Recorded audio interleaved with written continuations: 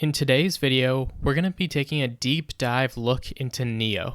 I'm going to take a look at NIO's price history starting from late 2018, where NIO opened its IPO around $5, to where it is now, where we've peaked over $50 recently. I'll use many different tools and techniques to walk you through where I think NIO is headed next, whether it's to put in new all-time highs or head down even further from this $10 drop we're already seeing. Through each tool and technique, we're going to be putting boxes as targets on our chart, and we're going to look to see which ones have the most confluence or agreement between our boxes. These are going to be the hot zones that we're expecting NIO's price history to touch and have some sort of reaction, whether in the positive or negative reaction, once we get inside of these zones. Now before we get started, just a quick reminder to hit that like button below and subscribe for future similar content if you do like the content of this video. And also, if you want to trade options with me, I have a link in the description below to a free options Discord that I co-own. Feel free to hop in there, check it out, ask some questions, and join in on some trades with us. But anyways, let's dive into the NIO chart now. I have a completely blank chart open here on NIO, zoomed out on the 1 hour time frame, which means that every single candlestick we see is going to be 1 hour of time. I chose this time frame to zoom out on because it allows me to fit the full price history from late 2018 all the way until now, late 2020, all in my one chart here where I can see every single price level that NIO has achieved since its IPO. Now the very first thing I'm going to do here is just put some simple support and resistance lines on this chart. I'm going to be looking at the major peaks that it's had, the major resistances that price has struggled to push through, and once it did, ended up going much further, along with the major support zones where when we started to fall, the price was caught at those levels.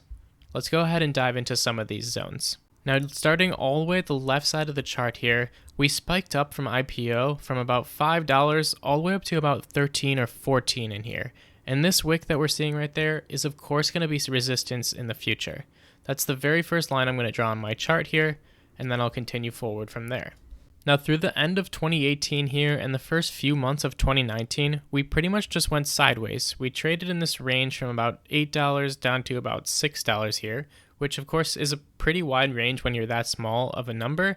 However, it's not really going to help us too much to look at this area in here. I'm just looking at the spike up that we had after we left this range. So you can see we spiked back up into the $10 range here. I'm going to put one more line on these two little wicks that you can see in here. And if I just zoom into that spot, it's a little bit more clear. You can see we spiked up, came back down, tried to break through it once more, but just double topped in here where the price hit the same level twice, and then we failed down much further again. So this top part right here where we rejected twice is going to be another key resistance. And then once we rejected this, we had a very long time of just a downtrend on NIO, all the way through the end of 2019 here, and even into the beginning of 2020, NIO was still trading under this $5 range, all the way down to the low of about $1 there in late 2019. Now finally, in the middle of 2020, NIO started to catch some steam. It started heading back up, and you can see we got to about this $8 range once again that we were struggling in when it first IPO'd back in 2018. So if we just put that line on our chart as well, drawing the resistance right in there to catch each of these highs through here, you can see it pretty much catches the top of this move as well, even though it's about a quarter or two off inside of here. If we just zoom into that, it looks like it's a bit further off. However, you can see we pretty much rejected this area twice before we finally broke through in the beginning of July 2020. And once we did break through that zone, we ended up flying. So this was about an $8 price range that we were trying to break through, and the price doubled within the next week or so here, going all the way up to this $16 peak before our next pullback. So of course, let's add this as another resistance in here, that wick that we came up to right around $16 in there. Just zooming in, you can see roughly where that is. And now, of course, once we had this rejection, we came back down, we pulled down, and we landed right back on this $10.60 support line that we had drawn from these two peaks over here. So you can see that this support resistance line was already significant because it came to there on the way up, and then once we broke through it, we retested it as support on the way down. So now moving forward into the chart, for about the rest of July and August, we kind of traded inside of this $10 to $16 range on NIO until late August when we finally broke out above this $16 price, and all the way up to $21 was our next peak in here. So once again, let's draw one more resistance into there, and you can see it came up, got rejected inside of there. I'll zoom in, and you can see that the second time we came up, we also rejected in there. A double top, just like we saw in late 2018 with NIO, before a push downwards once again. And of course, where did our push downwards go to? How about that roughly $16.40 resistance level turn support to catch the price here? Yes, we wicked through it by quite a bit here, but we didn't end up closing below it on even a 1 hour chart here, so of course this was significant support on the way down. And now once again for about a month or so, NIO traded inside of this $16 to $21 range until late September. We finally broke above it, had a little bit of a push above it here, up about $1 or so past this resistance into the mid 22 range up here before we pulled back down. So of course we can draw this one as resistance as well. Somewhere in here, we'll just use both of these wicks as the strong resistance for this. You could draw it up here. Doesn't really matter where you draw within a few pennies. It's not going to be perfect either way, so getting it close enough is good. And then of course, once we pulled back down from that resistance, you can see that resistance we drew from our double top back in here is now using that line of support over and over, and we're trading in between these two pink lines again for about 2 weeks of October until we finally broke out, and we broke out strong past that $22.40 range. So we'll continue to move up the chart here, and of course this is our next spot we got to before our pullback in here. So we'll draw another resistance up in here where again NIO pushed up, got rejected, double topped with this candle and started heading downwards again, a very common pattern we're seeing in NIO here. And then this time we ended up going down. We didn't quite make it to that $22.40 resistance line, so this hasn't been used as support quite yet. We'll draw another support line in here where this ended up supporting the first time. And then in the end of October here, beginning of November, we broke through that $29 resistance, and it was pretty strong uphill from here. We can catch some of these support and resistance zones in here, although it's mostly just vertical into here. It's hard to draw any of this as true support and resistance, but we'll just end up drawing the peaks that we have in here before our little tiny pullbacks. So we've got this one right in there, we've got this one up in here, we got this one right here, and finally we have this one at the top up here. And then last but not least, headed towards our all-time highs, we have one final resistance that we've come to right at this $54 level.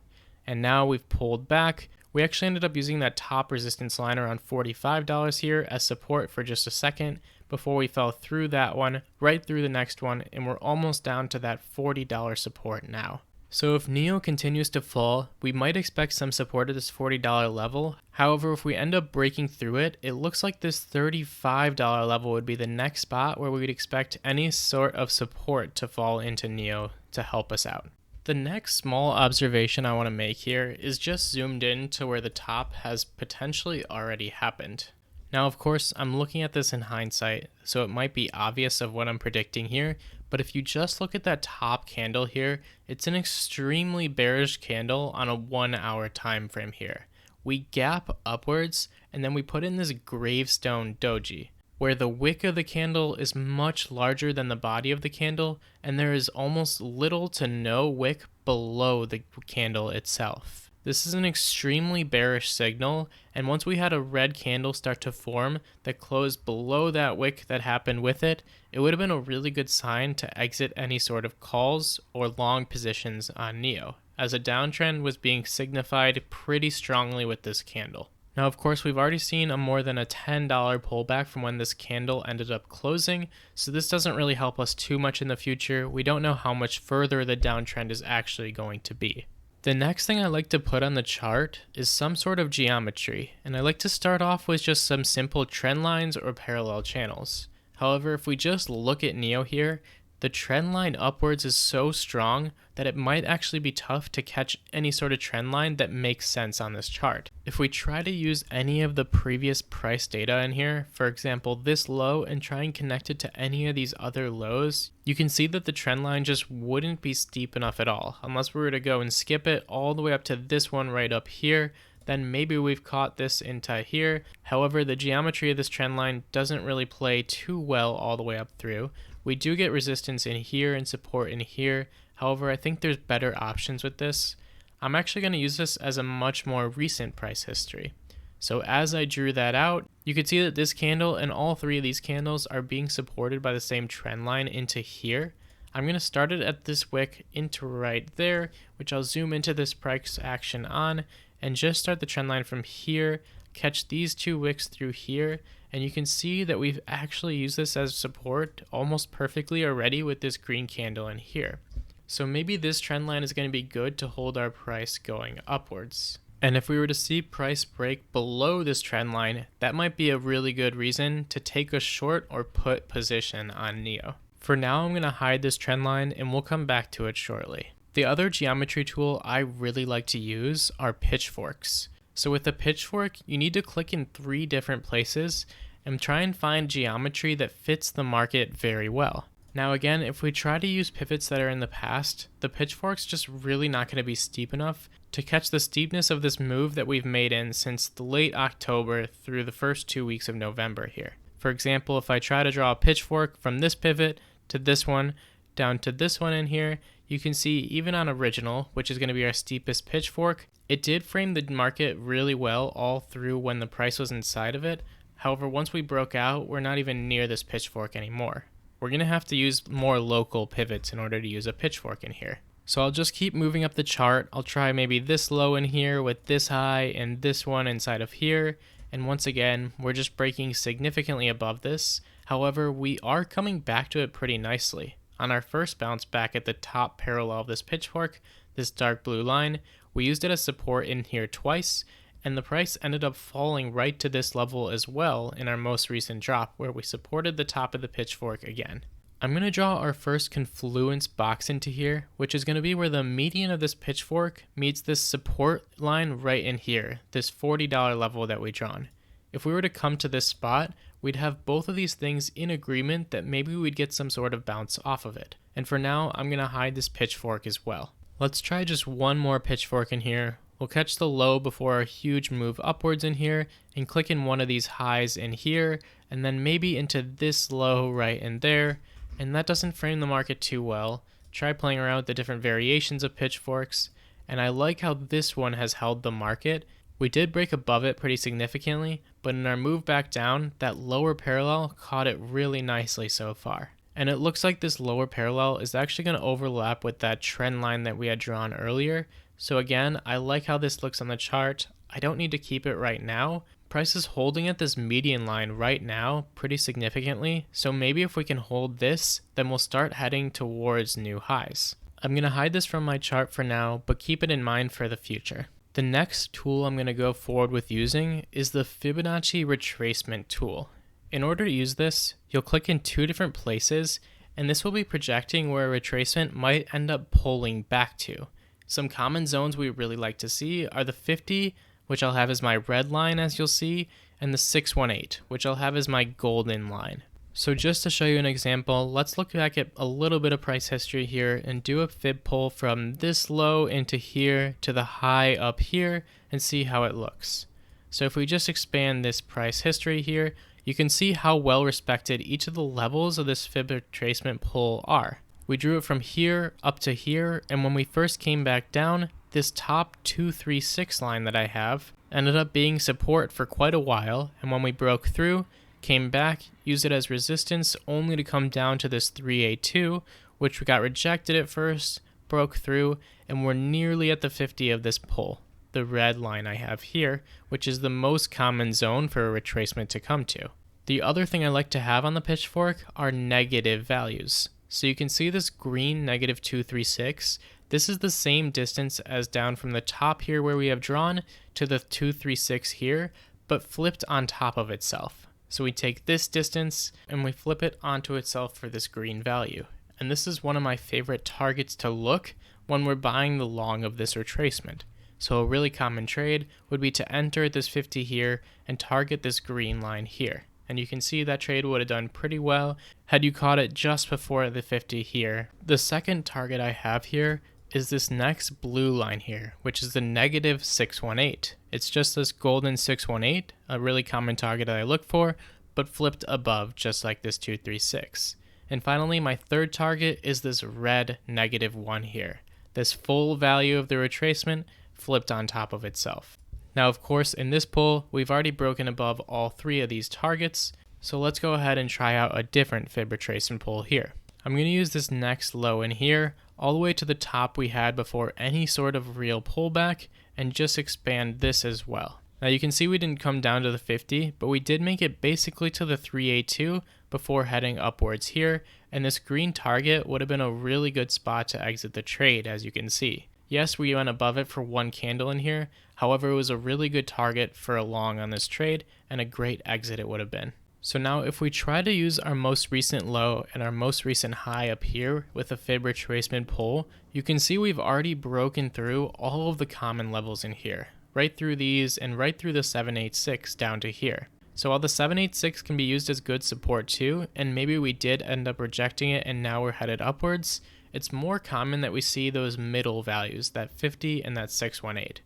So I'm going to end up pulling this down one more pivot here and see if we can end up finding a better spot for the retracement in here. So using our low down here, again, the only real low we have before a significant pullback, and our high all the way up here, look where our box that we drew earlier ends up falling, right on this 50 right here. So this gives us a third piece of confluence right inside of this box where maybe our price will be headed towards. The other common zone, as I've been saying, is this 618 to this 65, which we could look for as a retracement zone as well, and maybe we'll catch this 34.88 support in here. So we'll draw a box to include both of those things as a potential secondary value. However, we know that this top box is going to be very strong, and if we end up falling right into it, maybe on November 19th or November 20th in here, that we can expect some sort of reversal back upwards. So now let's say we do come into one of these boxes. Let's look at where our potential targets would be for NIO. As I told you, this green -236 would be my first target, and that lies right around $61. I'm going to put some lines up at these targets here, so it's $61, and then up at our next two targets as well, which would be $72 and about $83 up in here. And then let's change the color of these so that we know they're targets instead of these pink lines. We'll change them to these light blue lines in here, just like this for all three of them. And then I'm going to remove this fib retracement because it causes a bit too much clutter on the chart. Now we have three potential target zones that if we fall into one of these boxes, maybe we'll head towards. So now let's just see if we can find some confluence with maybe the pitchforks or the trend line that we drew earlier and see if these targets make sense and when we might get to them. I'm going to go back to my object tree and put the pitchforks back on here, along with the trend line that we had drawn, and we know that the trend line we drew was just the bottom of the pitchfork as well. I'm going to go to my object tree in here and toggle on one of the pitchforks and see how that might look, and you can see that it's not too steep upwards, so if we did come into here, it looks like for it to get into confluence with one of these lines would be all the way over here at earliest, which would be mid-December. So maybe this isn't quite steep enough. I think it would look weird for our price to do something like this, where we're rebounding right now, come into this little support zone at $40, and then spend all of this time heading towards here. That would be quite drawn out, though not impossible. We know that in the past, after these major moves upwards, we've had all of these periods of sideways movements through here, in here, in here, and even in here. So maybe we're just about to have another one, where we're kind of tread sideways in this area for a while before we end up pushing to that next $61 target. And even if we toggle on the second pitchfork here, you can see that has roughly the same time frame and even a little bit later, early January 2021, before that $61 target. So maybe the next thing we can do here is put a little bit of a prediction pitchfork on this. So we'll use this low again and the high we recently put in, and let's say we do fall to this $40 range right in the middle of that box as we have drawn it, and throw the pitchfork on that. I'm going to turn this to the original variation at first, and now maybe this looks a little bit cleaner of a price action that we could expect to see. If we can pull back up here, come into this box in $40 in mid-November, and then start heading back upwards, maybe it'll be about December 2nd, 2020, that we come to this first $61 price target, right where the median line meets that spot. This would be a pretty good area to look for, or maybe even we go higher at the next median line, and this $72 price target in the middle of December looks good as well. Now, of course, we don't know that the price is going to come into here. However, if this were to happen, I would draw the pitchfork just like you're seeing it here and project one of these two price levels for our next spot for it to head to. If we were to end up breaking through this $40 support, maybe we will come into this lower box here, and then we could pull our pitchfork down to accommodate something down here and look for where our potential target zones might end up meeting the median line in here. Until this chart proves otherwise, I'm going to take a very bullish outlook on NIO and just keep projecting where our next highs might be put in. Now, if NIO does head back up like we're expecting a little bit in here before a pullback once again, and if it starts to break through both of these support lines in here, I'm going to start to take a bit of a more bearish stance on NIO. However, I do think that maybe the support after that at $29 or the one at $25.50 would be a really good spot to enter longs if you're still waiting at that point. And lastly, in the short term here, you could definitely look for a spot to take a put play on NIO or a short position. You could use that Fibonacci retracement once again from our top up there to our lows in here and look for those common fib values as I was just telling you. Maybe around that $47 range or up around $49, you could try and take a put and target that green line once again, which would take you from about $47 to $49 down to a $37 play, which would be an awesome play to have on NIO. So just to summarize, I do think NIO is going to head back up in the short term, maybe to this $47 to $49 range, and then head back downwards afterwards. If this $40 range can catch it, then NIO is going to head back up really quickly to at least $61 as my first target here. And even if it doesn't catch at $40, I do expect that we'll catch and head upwards from $35 in here and then head up to $61, perhaps by the end of 2020. As always, technical analysis is just a game of probabilities, and all of this can definitely be wrong, as I've definitely been wrong in the past. If you've made it this far, that means you definitely liked this video, and I think you'd like to see more similar content to this one, so please do me a huge favor and click the like button below and hit subscribe for future similar content. I hope this video helped you out, and as always, good luck trading.